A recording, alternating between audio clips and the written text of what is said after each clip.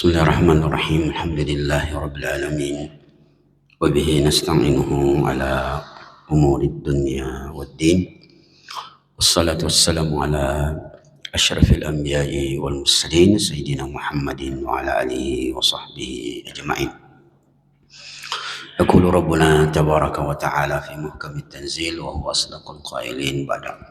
A'udzu billahi minasyaitonir rajim. Ya ayyuhalladzina amanu taqullaha haqqa tuqatih wa la tamutunna illa wa antum muslimun.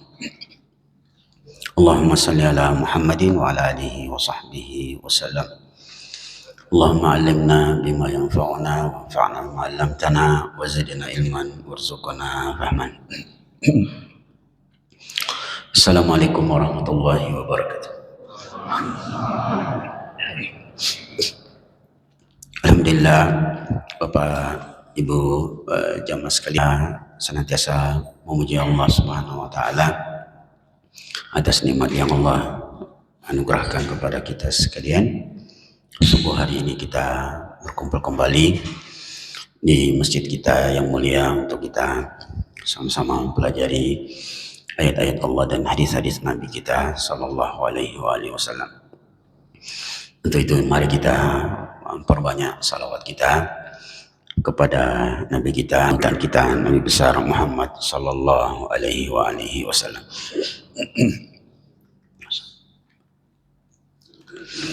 Bapak Ibu jamaah sekalian, insyaallah pada kesempatan subuh ini kita lanjut pelajaran kita di surah Al-Isra tentang kisah Isra wal Mi'raj. Sebagaimana yang telah kita pelajari pertemuan yang lalu, surah Al-Isra ayat 1 menceritakan peristiwa Isra, perjalanan dari Masjidil Haram ke Masjidil Aqsa. Kemudian nanti perjalanan Mi'raj dijelaskan di surah An-Najm. Yang kedua, yang lalu telah kita sampaikan, Nabi Sallallahu Alaihi Wasallam dari Masjidil Haram ke Masjidil Aqsa menggunakan buraq. Kemudian perjalanan dari Masjidil Aqsa ke Sidratil Muntaha, memang ulama berbeda pandangan apakah Nabi tetap menggunakan buraq atau yang lain. Yang kuat dalilnya bahwa perjalanan Mi'raj itu menggunakan benda yang lain. Karena Mi'raj sendiri asal katanya araja, yaitu sebuah alat yang kemudian disebut dalam hadis bahwa alatnya berupa tangga. Sebagaimana hadis yang kita sebutkan bahwa Nabi ketika keluar dari Masjidil Aqsa, beliau mengatakan, "Wajadtu sullamaini", lalu aku mendapatkan dua tangga. "Ihdahuma min dhahab wa ihdahuma wal akhar min al-fiddah." Yang satunya dari emas, yang satunya dari perak. Sekalipun ada ulama mengatakan tangganya adalah tangga cahaya, tetapi yang benar adalah tangganya dari emas yang dilihat, yang kecepatannya kecepatan lebih cepat dari kecepatan cahaya. Kenapa begitu? Karena memang jarak antara bumi ke langit sebagaimana yang disebutkan dalam surah Al-Ma'arij, Jibril untuk naik ke langit dari bumi satu hari hitungannya, dimensinya sama dengan 50.000 tahun. Ta'rujul malaikatu warruhu ilaihi fi yaumin kana miqdaruhu 50 alfa sana. Jadi seandainya ada manusia yang mau coba-coba naik ke langit, maka dia membutuhkan waktu 50.000 tahun. Ya. Dan ayat ini disalahpahami minta maaf oleh seorang nonis, ya. Dia minta maaf, nanti di off the record saja. Seorang pendeta dalam satu perdebatan yang saya lihat baru-baru, dia bertanya kepada seorang ustadz, itu bagaimana ceritanya itu Nabi Muhammad dalam perjalanan Mi'raj dari bumi ke langit itu butuh 50.000 tahun. Kalau begitu, waktu dia pulang umurnya sudah berapa? Nah, itu salah paham. Dan memang pahamnya sudah salah sejak awal. Alhasil, kecepatannya itu melampaui kecepatan cahaya dan beliau sampai ke langit. Itu mukadimahnya. Kemudian Bapak Ibu jamaah sekalian, di potongan ayat dari surah Al-Isra, linuriyahu min ayatina, dan kami akan perlihatkan kepada Muhammad tanda-tanda kebesaran kami. Nah, kita mundur sedikit dari Masjidil Haram ke Masjidil Aqsa. Setelah Nabi SAW dibedah, ya,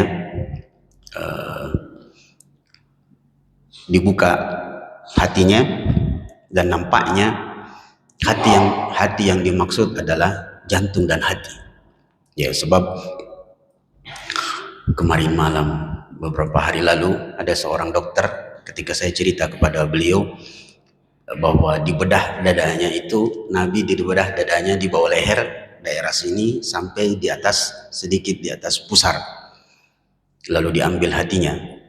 Dokter itu mengatakan, minta maaf Ustaz, saya dokter bedah, tadi kita bilang di mana di bedah? Saya bilang di bawah dada sampai dekat perut. Beliau bilang hatinya diambil. Saya bilang iya. Dia bilang, saya dokter bedah, yang di bedah itu kalau hati yang mau diambil cuma daerah perut, dekat sini. Nah, saya bilang bahwa hadisnya sangat jelas menyebutkan dada sampai daerah perut, dan itu kemungkinan besar bahwa dada itu, ya, pelapis jantung dan hati. Kalau itu betul, saya bilang harus betul, karena itu hadis dan sahih. Alhasil, setelah dikembalikan, Rasulullah mengatakan, "Tsumma utitu bidabbah." Kemudian didatangkan kepadaku seekor binatang yang tingginya lebih tinggi daripada keledai, lebih pendek sedikit daripada kuda perang, warnanya putih, dinamakanlah buraq. Dan buraq bermakna dua, asal katanya barqun yaitu kilat, dan bariq berarti putih. Kemudian ketika Rasulullah di sini sebutkan dalam hadis sebagaimana yang diriwayatkan oleh Ibnu Ishaq dari Qatadah, Rasulullah SAW mengatakan, falamma danautu minhu liarkabahu syamasa. Ketika Nabi akan naik ke buraq itu, agak menggeliat. Buraq itu agak menggeliat. Apa yang terjadi? Fawadha'a Jibril yadahu ala ma'rafatihi. Kemudian Jibril meletakkan tangannya pada bagian depan, kalau kita bagian ubun-ubun buraq itu, lalu membisikinya. Jibril mengatakan, ala tastahi ya buraq mimma tasna, fa wallahi ma rakibaka abdun lillahi qabla Muhammadin akramu ala Allah min. Wahai buraq, tidakkah engkau merasa malu? Tidak seorang nabi pun yang pernah mengendaraimu. Nah, jadi sini memberikan petunjuk, ada nabi-nabi sebelum Rasulullah pernah juga mengendarai buraq.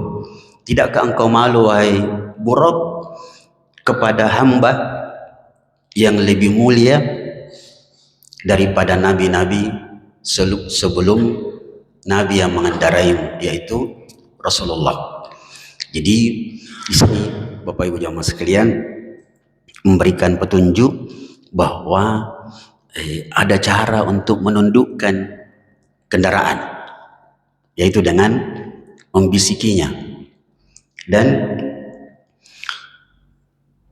Sufyan ibnu Uyainah pernah memberi contoh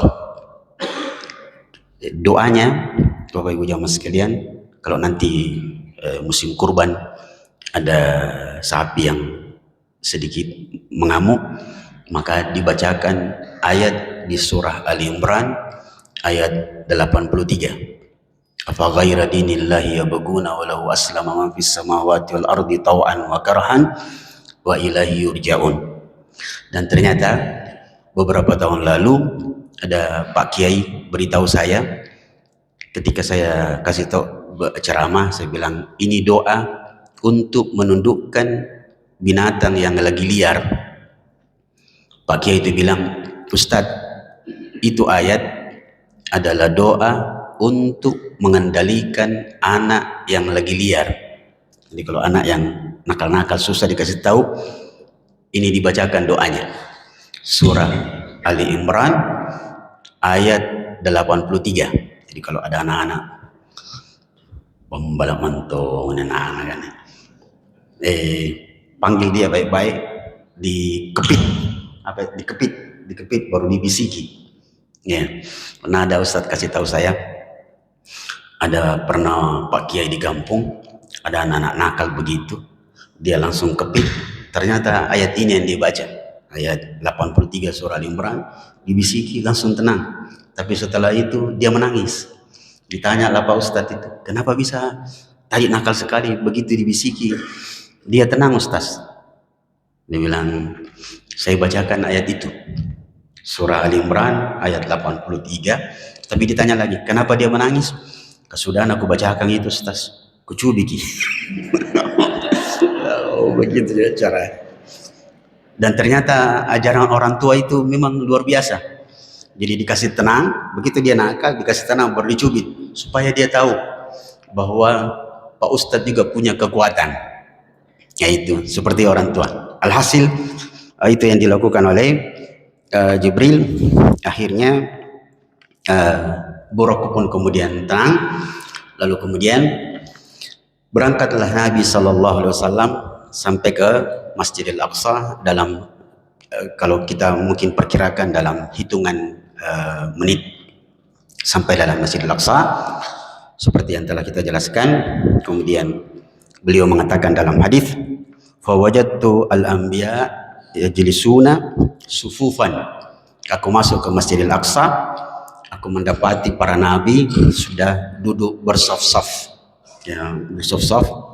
Kemudian aku pun sholat 2 rakaat bersama Jibril. Lalu Jibril kemudian menyuruh aku untuk maju ke depan memimpin sholat para nabi. Dan sekali lagi ulama berbeda pendapat apakah para nabi yang dipimpin sholat oleh Rasulullah SAW datang dengan jasad dan ruhnya. Sebagian ulama mengatakan dengan ruh, kecuali satu, yaitu Nabi Isa alaihissalam. Tapi nampaknya ulama belakangan mengatakan dengan jasad dan ruh, dan itu tidak perlu dipertanyakan sebab dia berada di alam lain dan itu masalah gaib, dan itu di bawah kendali kekuasaan Allah Subhanahu wa taala. Sampai di situ cerita kita di Masjidil Aqsa. Setelah salat Nabi SAW kemudian keluar dari Masjidil Aqsa. Kemudian beliau mendapati tangga itu. Sebelum naik ke atas tangga, yang tangganya begitu cepat, Nabi SAW, beliau di sini dikatakan, lamma urida ala Rasulillah sallallahu alaihi wasallam lailatul usra al-ma thumma al-khamar thumma al-laban. Sebelum naik, Nabi SAW kemudian ditawari susu dan ballo, ya, khamar, bahasa Makassarnya balok, tapi bahasa Arabnya itu khamar. Ya, disebut khamar karena dia menutupi otak. Khamar itu menutup. Makanya bahasa Arabnya talakko, kudung itu namanya khimar, bukan himar. Himar keledai. Kalau pakai titik khimar itu namanya kerudung.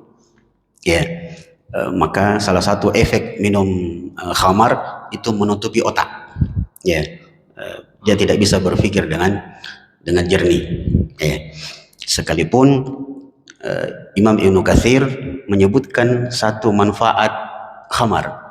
Salah satu manfaat khamar adalah otaknya orang itu bisa lebih agak cepat terbuka, tapi setelah itu dia jadi bodoh.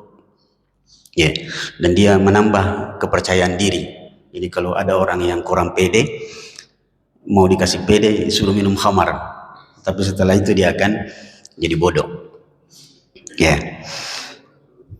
jadi bodoh-bodoh nanti, betul. Kemudian ketika ditawari susu dan khamar, beliau kemudian mengambil susu. Setelah diminum, Jibril mengatakan, asabtal fitrah, engkau telah mengambil fitrah. Seandainya engkau mengambil khamar, maka umatmu nanti akan menjadi umat yang umat teler. Ya, alhamdulillah dia ambil susu. Ya.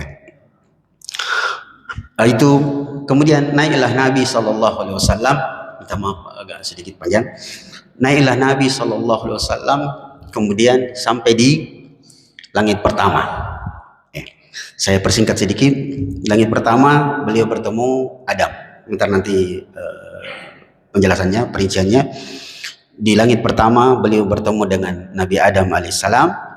Di langit kedua bertemu dengan Nabi Isa dan Yahya. Di langit ketiga bertemu dengan Nabi Yusuf. Di langit keempat bertemu dengan Idris. Di langit kelima dengan Harun. Di langit keenam dengan Musa. Di langit ketujuh dengan Ibrahim. Kita sebentar baca hadisnya. Kemudian naiklah Nabi SAW sampai ke langit dunia, yaitu lapis pertama.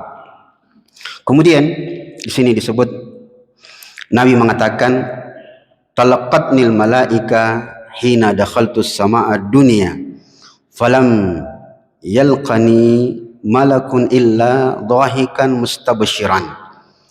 Setiap kali saya naik ke langit, setiap kali itu pula saya mendapati para malaikat dengan wajah berseri-seri menjumpaiku dan mengucapkan salam dan selamat kepadaku, kecuali satu, yaitu satu malaikat yang aku lihat tidak pernah tersenyum.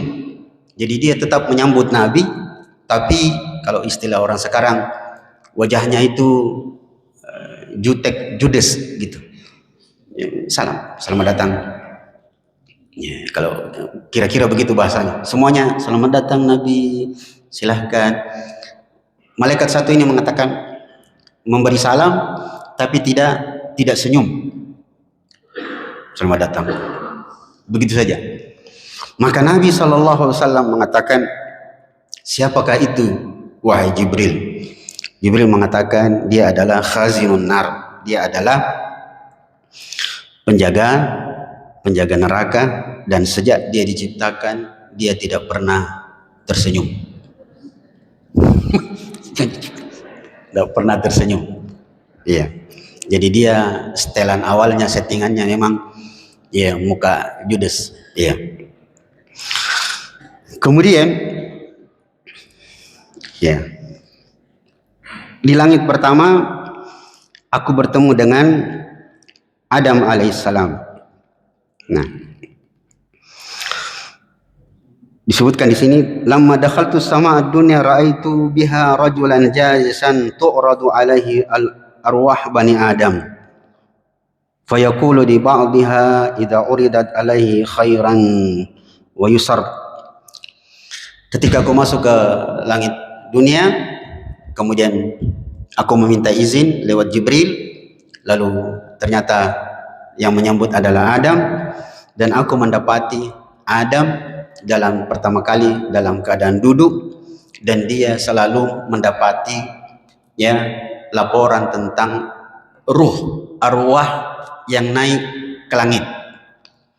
Jika yang naik adalah ruhnya orang-orang beriman, orang-orang baik, beliau berseri-seri, bergembira dan senang. Tapi kalau yang naik adalah ruhnya orang-orang jahat, orang-orang kafir, beliau sangat sedih. Dan inilah salah satu hikmah kenapa Nabi Adam berada di langit pertama, karena beliau akan lebih dekat kepada anak cucunya yang naik. Nah, itu. Kemudian apa hikmah berikutnya?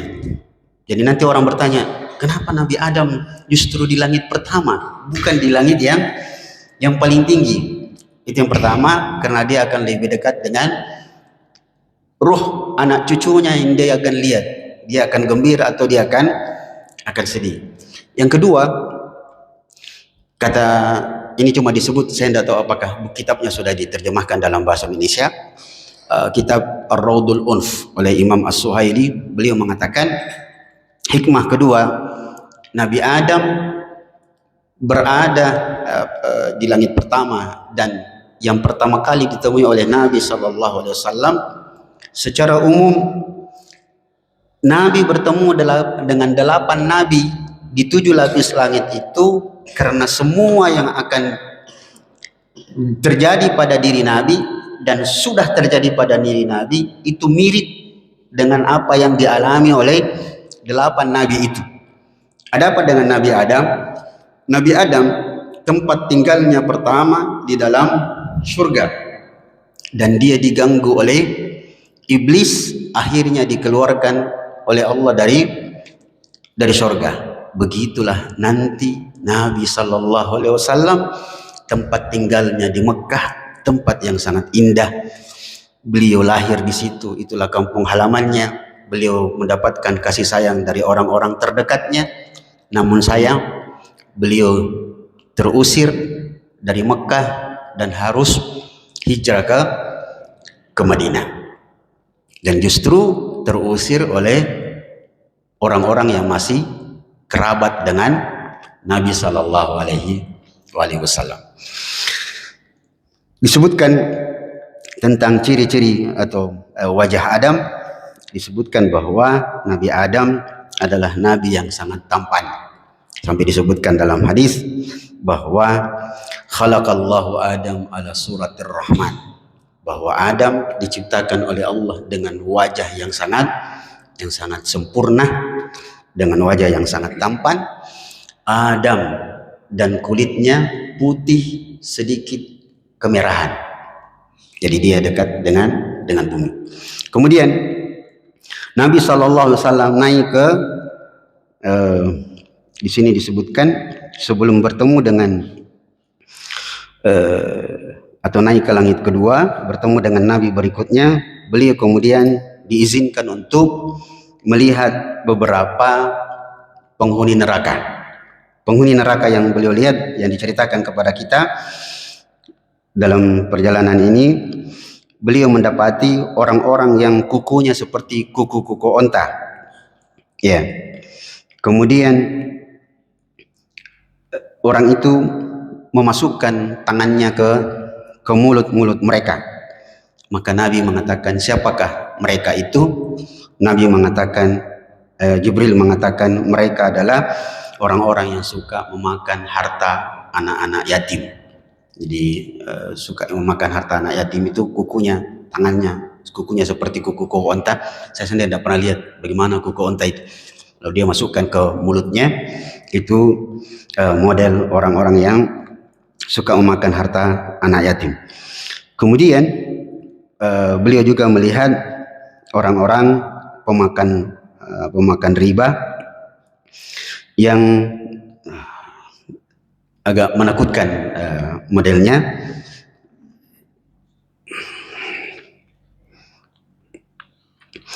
Perutnya besar, kemudian seperti digiling-giling di apa, kayak nanti kalau orang bikin dulu penggilingan itu yang diputar pakai sapi, itu begitu model atau keadaan orang-orang yang suka memakan riba.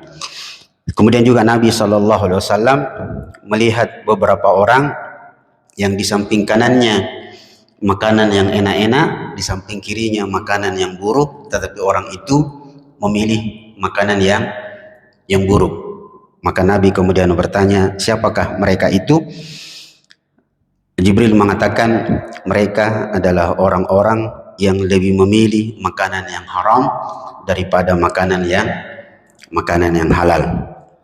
Tapi katanya orang Indonesia, kalau makanan dia bisa membedakan maka mana makanan halal dan mana makanan yang haram.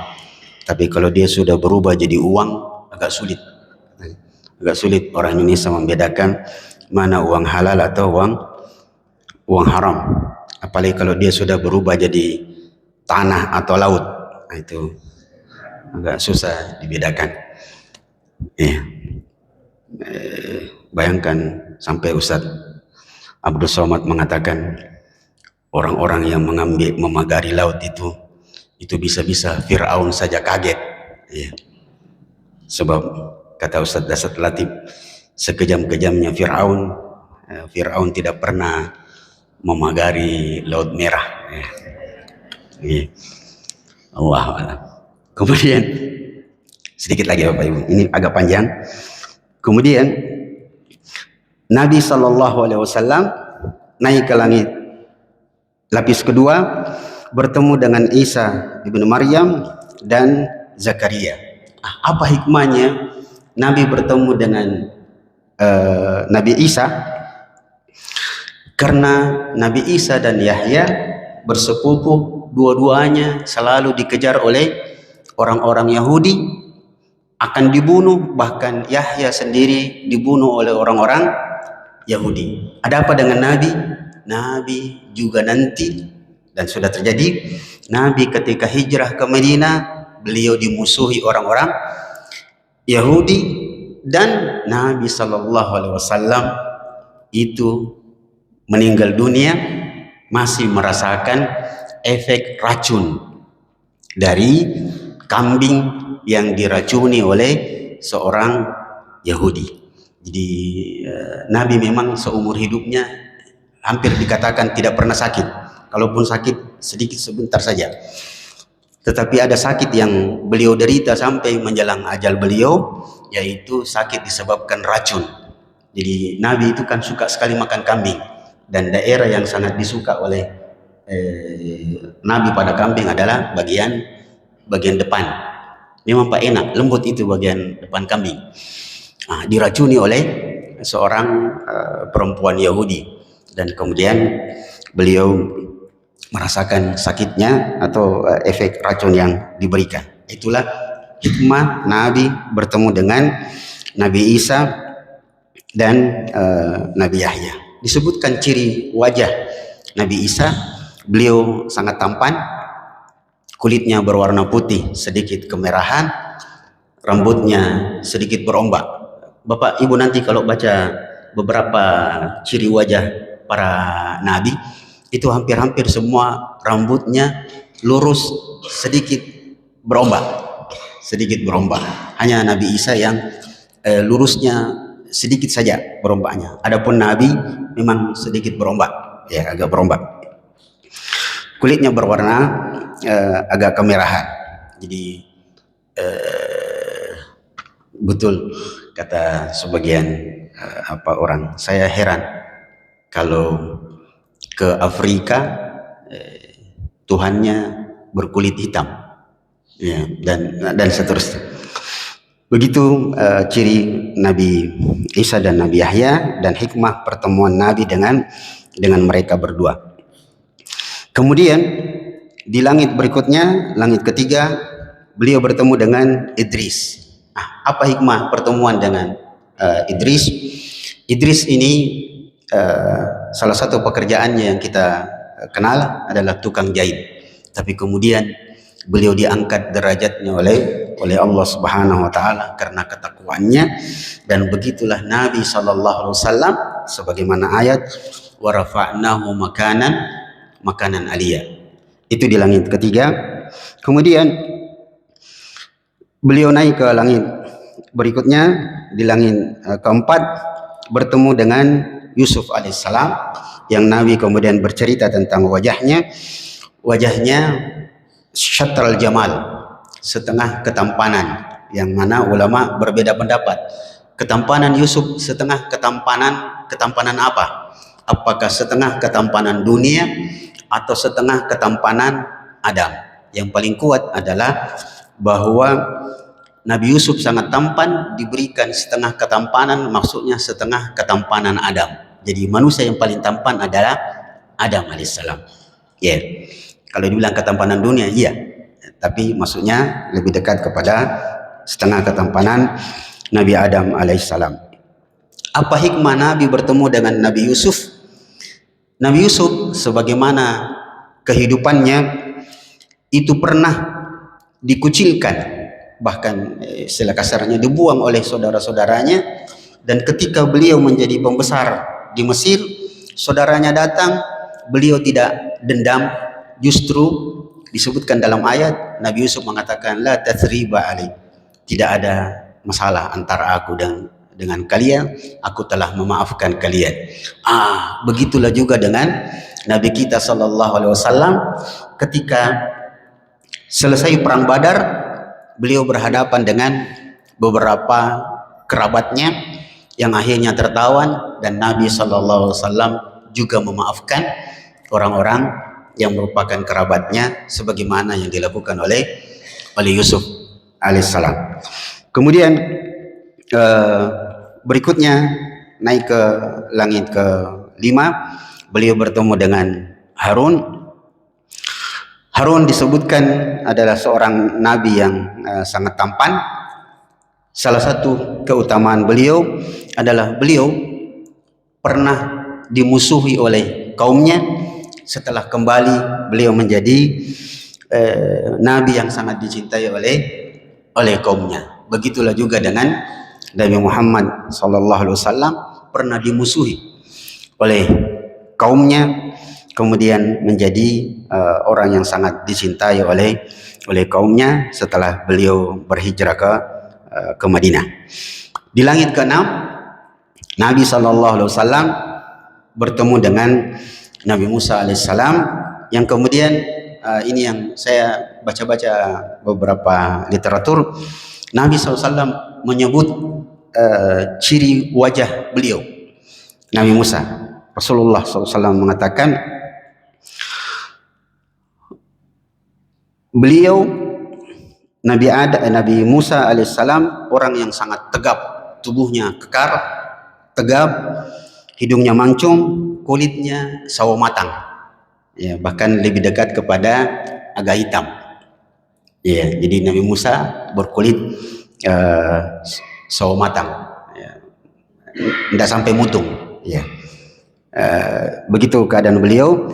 Dari sinilah nanti Nabi Musa alaihissalam yang dengan kekuatannya, orang yang sangat tidak sabar untuk melihat sesuatu yang bisa membuat umatnya menjadi lemah, beliaulah kemudian yang banyak memberikan usulan kepada Nabi sallallahu alaihi wasallam untuk memotong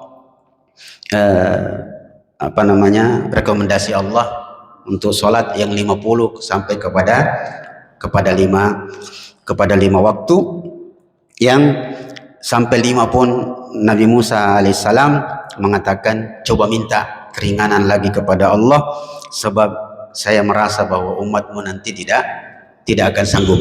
Ternyata betul, baru-baru penelitian terhadap umat Islam di Indonesia didapati bahwa dari semua umat Islam yang ada di Indonesia, yang sholat ternyata cuma 33%. Yang sholat di Indonesia cuma 33%. Alhasil kemudian Nabi SAW bertemu dengan Nabi Ibrahim alaihissalam di langit ketujuh, dan beliau bercerita bahwa ketika sampai di langit ketujuh, beliau mendapati Nabi Ibrahim sedang bersandar pada Baitul Ma'mur yang sama dengan Ka'bah yang ada di bumi ini. Dan begitulah Nabi Shallallahu Alaihi Wasallam juga nanti menjadi Nabi yang biasa bersandar di dinding Ka'bah. Nah, ini Bapak Ibu jamaah sekalian, beberapa penjelasan singkat hikmah dari pertemuan Nabi kita Shallallahu Alaihi Wasallam dengan para nabi ketika peristiwa Isra dan Mi'raj. Penutupnya nanti pada kesempatan lain kita ceritakan. Alhasil bahwa saya ingin bertanya, ketika Nabi selesai dari perjalanan Mi'raj di Sidratul Muntaha, apakah dari Sidratul Muntaha pulang langsung ke Mekah atau ke Palestina dulu? Ke Palestina dulu. Jadi Isra itu dari Makkah ke Palestina, Masjidil Aqsa, dari Masjidil Aqsa ke Sidratul Muntaha ke langit, dari langit kembali lagi ke ke Masjidil Aqsa, nanti dari Masjidil Aqsa baru pulang ke Mekah. Ya, begitulah perjalanannya, dan nanti insya Allah secara ringkas kita akan jelaskan beberapa hikmah perjalanan Nabi Sallallahu Alaihi Wasallam kenapa ke Masjidil Aqsa. Salah satunya adalah bahwa itu akan memberikan petunjuk betapa Masjidil Aqsa memiliki peranan yang sangat penting dan kemuliaan yang sangat besar di sisi Allah Subhanahu wa Ta'ala. Sekira ini Bapak Ibu jamaah sekalian, sambungan pelajaran kita tentang kisah Isra wal Mi'raj, semoga menambah pengetahuan kita. Wassallallahu ala Muhammadin. Assalamualaikum warahmatullahi wabarakatuh. Waalaikumsalam. Iya Pak, iya silakan. Maaf Pak, Assalamualaikum warahmatullahi wabarakatuh.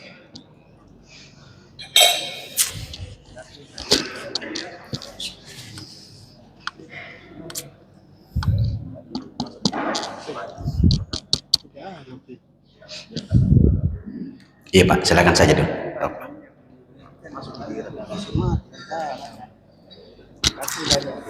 Iya Pak, iya. Yang saya ingin tanya Ustaz, yang pertama, apa kira-kira yang melatar belakangi atau yang menyebabkan Nabi di Isra Mi'rajkan hanya untuk perintah salat? Bukankah Tuhan bisa melakukan perintah tanpa dia naik ke langit 1, 2, 3 dan sampai 7? Iya Pak. Itu yang pertama. Kemudian yang kedua, apakah nabi-nabi yang dijumpai ketika salat di Palestina atau di mana Pak? Saya tidak tahu. Sampai ke langit 7. Apakah mereka masih hidup sampai sekarang? Oh iya, baik. Yang ketiga, kenapa di Isra dan Mi'raj ini dipisahkan atau ada 2 surah? Kenapa tidak disatukan di surah Al-Isra saja atau di surah An-Najm? Kenapa pisah Ustaz? Baik. Terima kasih. Assalamualaikum warahmatullahi wabarakatuh. Waalaikumsalam warahmatullahi wabarakatuh. Yang pertama, mengapa peristiwa ini harus terjadi, padahal intinya adalah tentang peristiwa sholat. Kenapa tidak Nabi langsung kasih tahu saja bahwa begini dan begitu tata cara sholat? Yang pertama yang kita jelaskan yang lalu, bahwa begitulah Allah ingin menunjukkan bahwa segala sesuatunya butuh proses, ya. Itu singkatnya. Yang kedua, kalau kita lihat ayat Subhanalladzi asra bi 'abdihi lailan minal masjidil haram ilal masjidil aqsa alladzi barakna haulahu linuriyahu min ayatina. Nabi diberangkatkan dari Masjidil Haram ke Masjidil Aqsa, Allah bilang kami akan memperlihatkan tanda-tanda kebesaran kami. Ya. Dari situ memberikan petunjuk bahwa ada hal-hal yang ingin diperlihatkan Allah Subhanahu wa ta'ala kepada Nabi SAW, dan itu akan menjadi mukjizat untuk Nabi SAW menceritakannya nanti kepada kaumnya. Ya. Dan itu menjadi penjelas dan penegas bahwa kenapa Nabi tidak langsung naik saja, kenapa ke Masjidil Aqsa dulu, ya, bahwa Nabi dibawa ke Masjidil Aqsa dulu karena Allah ingin memperlihatkan banyak hal yang ada di Masjidil Aqsa, dan juga dalam perjalanan itu yang dalam satu surah disebutkan dia menjadi fitnah, menjadi ujian bagi umat yang mendengarkan cerita ini.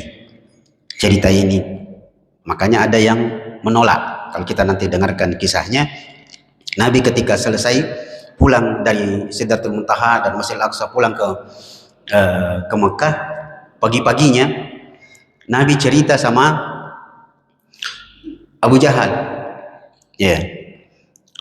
Abu Jahal bilang, kau saya lihat kenapa kayak orang bersedih? Nabi mengatakan, Abu Jahal atau Abu Lahab, sepertinya ada yang kau pikirkan. Nabi SAW mengatakan, iya, saya baru mengalami satu hal yang sangat dahsyat. Saya khawatir umatku akan mendustakanku. Maka Abu Jahal atau Abu Lahab mengatakan, bagaimana kalau saya undang orang-orang untuk mendengar kau bercerita? Maka diundanglah orang-orang.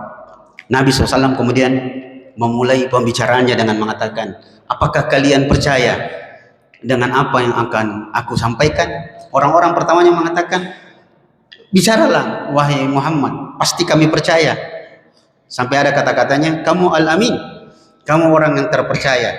Innaka lam tumaris al-kadhib, kamu itu tidak pernah mencoba berdusta. Bercanda saja kau tidak berdusta. Maka Nabi bilang, saya dari Masjidil Haram, Masjidil Aqsa, naik ke Sidratul Muntaha dalam sepertiga malam. Disebutkan dalam hadis di sini, begitu mendapatkan cerita itu, disebutkan di sini, faminhum man musaffik wa baina ma min baini wadi yadahu ala ra'sihi mu'jiban. Ada di antara mereka kemudian tepuk tangan. Jadi tepuk tangan itu Pak sebenarnya bentuk penghinaan. Makanya sebagian ulama melarang orang tepuk tangan.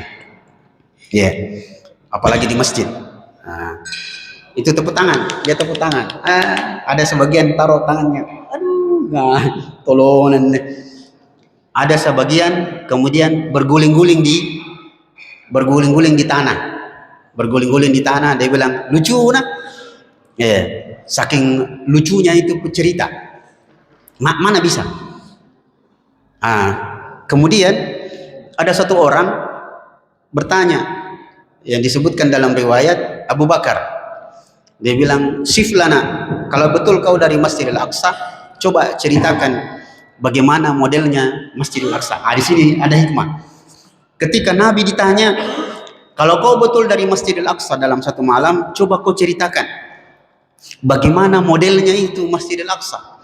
Nabi kemudian terdiam sebentar. Sini disebutkan dalam kisah, aku terdiam dan tiba-tiba beberapa saat kemudian muncul di hadapanku gambar. Seakan-akan gambar, dan persis saya bisa cerita bahwa begini modelnya, jendelanya begini, modelnya begini, itu persis. Abu Bakar mengatakan apa yang dikatakan oleh Muhammad itu betul, karena saya pernah ke sana. Abu Bakar seorang pedagang, pernah ke Masjidil Aqsa dan dia lihat. Dari sini saya masih ingat dulu Pak Kiai almarhum Sanusi Baco. Ketika cerita tentang ini, beliau bilang ketika Nabi terdiam dan beliau tiba-tiba melihat gambar di hadapannya, itu menjadi awal atau ditemukannya televisi. Dan sekarang lebih canggih lagi, orang bisa lihat langsung gambar di depannya. Ya, beliau bercerita begini dan begitu. Tapi ada di antara mereka yang pakai kelak ini sembarangan. Jadi itu salah satu hikmahnya kenapa perjalanannya dibuat panjang dari Masjidil Haram ke Masjidil Aqsa, naik dulu. Yang kedua, pertemuan dengan Nabi Nabi SAW dengan para Nabi, apakah mereka masih hidup? Mereka sudah mati. Mereka sudah mati. Para Nabi itu sudah mati. Ya, kecuali Nabi Isa. Lalu kenapa ada pertemuan itu? Itu namanya pertemuan di alam yang kemudian diatur oleh Allah Subhanahu Wa Taala. Kita cuma beriman, sekalipun pasti ada yang menolaknya. Dan sampai hari ini saya baru-baru lihat ada seorang ustadz, ternyata dia pengingkar sunnah. Dia menolak bahwa itu tidak mungkin. Ya, tidak mungkin bagi akal. Kemudian yang ketiga tadi,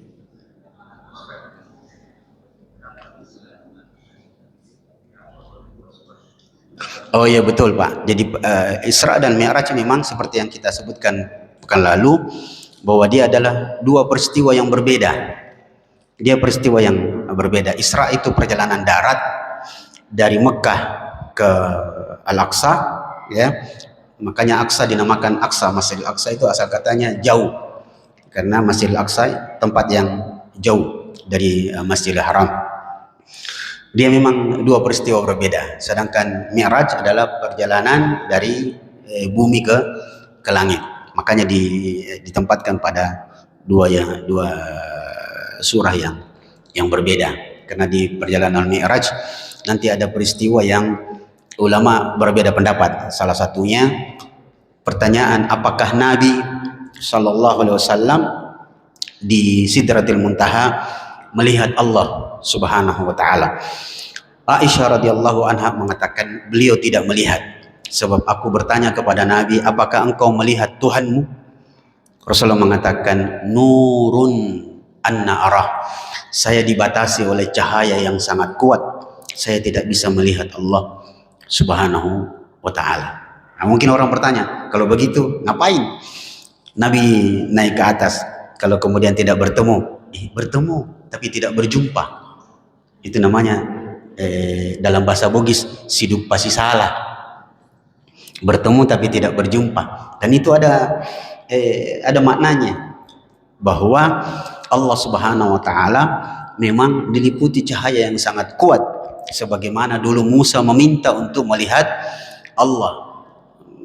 Musa tidak sanggup, dia bisa melihat. Tetapi nanti insya Allah kita akan melihat wajah Allah ketika kita sudah di surga, berdasarkan ayat salah satunya di surah Al-Qiyamah, wujuhu yawma idzin nadhirah ila rabbiha nadhirah. Nanti wajah kita berseri-seri melihat wajah Allah Subhanahu Wa Taala, dan itulah nikmat yang paling besar, lebih nikmat daripada nikmat surga itu sendiri. Iya Pak, begitu kira-kira. Wallahu a'lam. Ya.